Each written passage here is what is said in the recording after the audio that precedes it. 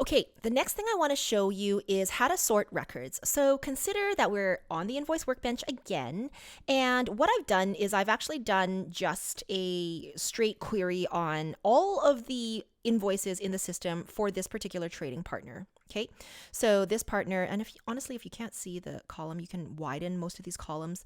Trading partner in this case is Winter's Supply, whatever the rest of the company name is.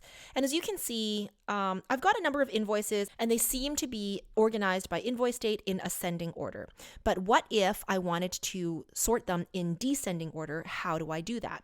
Well, here's what I'm going to do. So I'm going to pick up the invoice date, and I literally pick it up by just clicking and dragging it over. All right. So I'm just going to put it in between taxpayer ID and type, okay?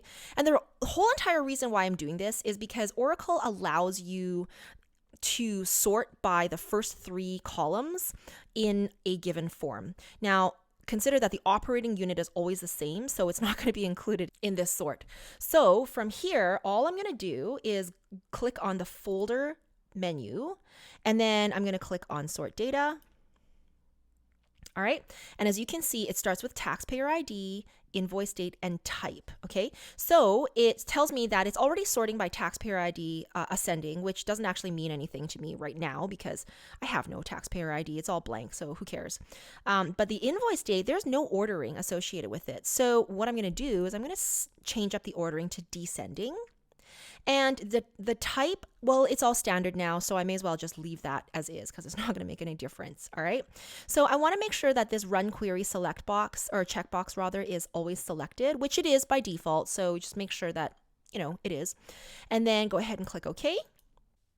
And as you can see, now all of my invoice dates are sorted by the most recent to least recent, or from newest to oldest. What I need to share with you is that for me, it seemed to just happen in an instant. When you sort data, depending on how many records you have, it may take a while. So I actually just, for brevity purposes for this course, I actually cut out all the waiting time. But you should expect there to be some waiting time depending on how many invoices you get back in your query.